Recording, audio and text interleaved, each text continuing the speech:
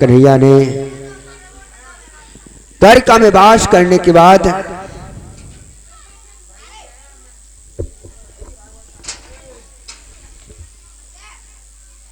पहले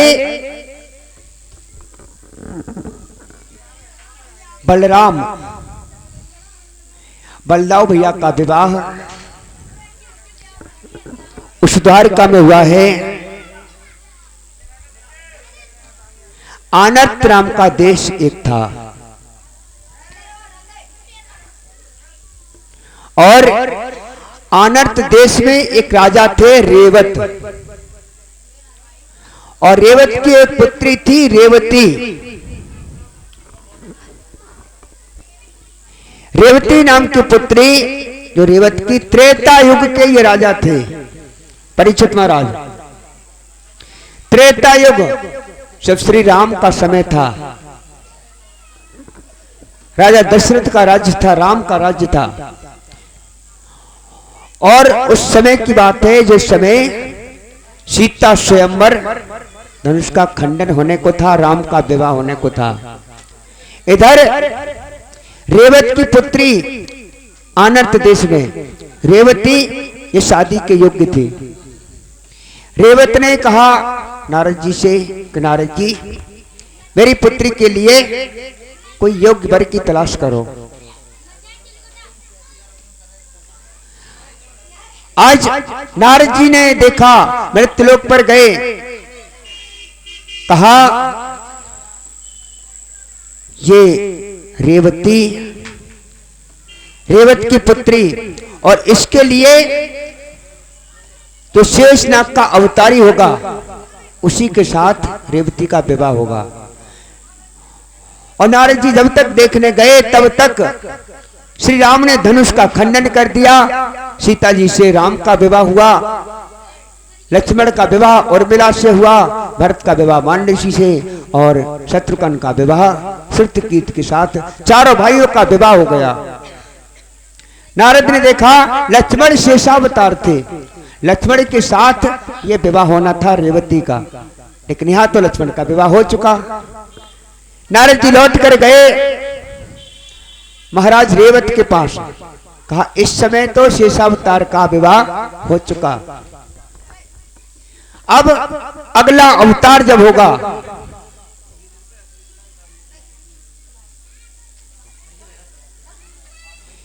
और इसी बीच हमारे भैया जयदर्शी आए हुए हैं, असरपी लाल, और ये हमारे जयदर में जो देवी रामश्री पब्लिक स्कूल, उस स्कूल में ये कार्यरत है। बहुत अच्छे कर्मचारी, बड़े अच्छे कर्मनिष्ठ, बड़े अच्छे श्रद्धा भाव से, और सारा स्कूल का चार्ज इन्हीं के ऊपर रहता है। स्कूल के कर्मचारी नहीं, ये मालिक मानो वहां के। ये 21 मुद्राएं ठाकुर जी के चरणों में भेंट करते हैं। भगवान इन्हें सद्बुद्धि प्रदान करे, इनके चरणों को इसी तरह से दान कार्य में आगे बढ़ाते रहे। बोले गोविंद भगवान की, बोले बक्के बिहारी लाल की। अजय उसी जगह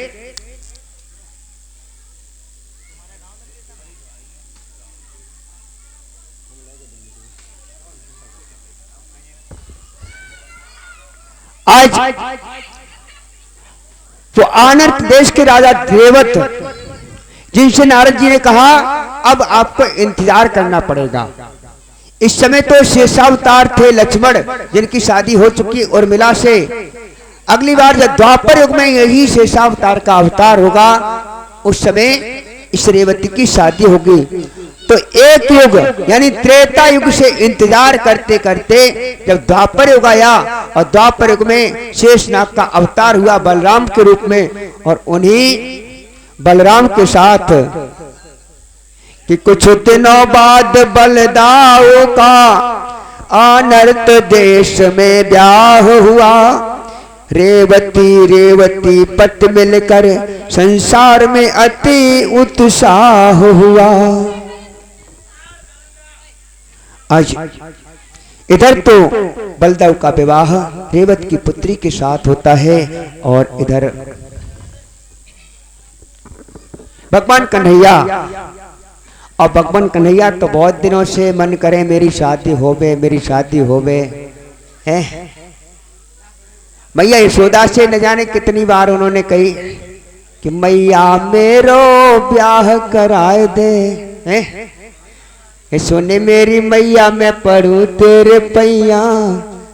भगवान कन्हैया ने न जाने कितनी बार, लेकिन मैया ने शादी नहीं करवा पाई। आज क्योंकि कायदा भी होता है जब पढ़ो भैया शादी के लिए, और छोटू कह रहा हूं मेरी शादी कराओ। जब बलदाऊ का विवाह हो गया तब भगवान कन्हैया ने सोचा अब तो मेरी शादी हो गए।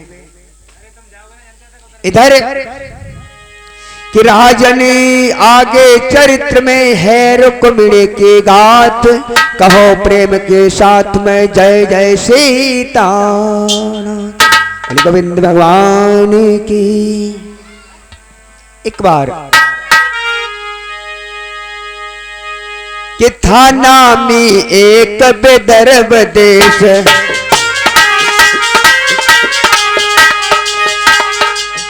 था नामी एक विदर्भ देश।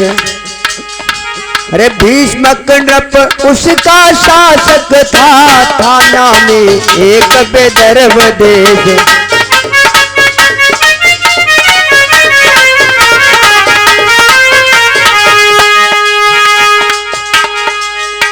विदर्भ देश में भीष्मक नाम के एक राजा रहते थे। रे कुंडनपुर सुब्रज धानी थे, कुंडनपुर सुब्रज दानी थे। वो प्रभु का खास उपासक था भीष्मकपुर।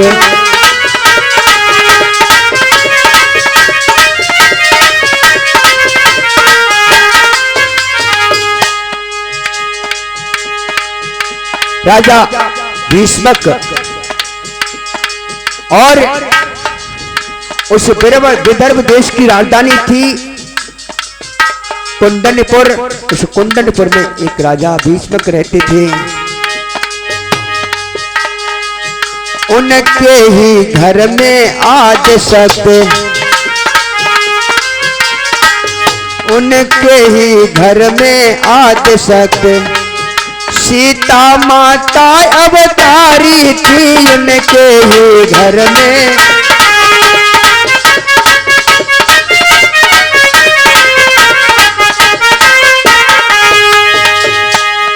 माता सीता जो त्रेता युग में थी, और वही सीता आकर के इस द्वापर में रुक्मिणी बनी है राजा भीष्मक के यहाँ पर। इस जगह ब्रह्म प्रकटाए थे। मैया यशोदा के यहाँ तो वो साक्षात ब्रह्म जो अपनी बाल लीला कर रहे हैं, जिन्होंने द्वारका धाम बसा लिया जा करके। इस जगह ब्रह्म प्रकटाए हैं। अरे माया उस जगह पधारी थी, इस जगह ब्रह्म प्रकटाए हैं।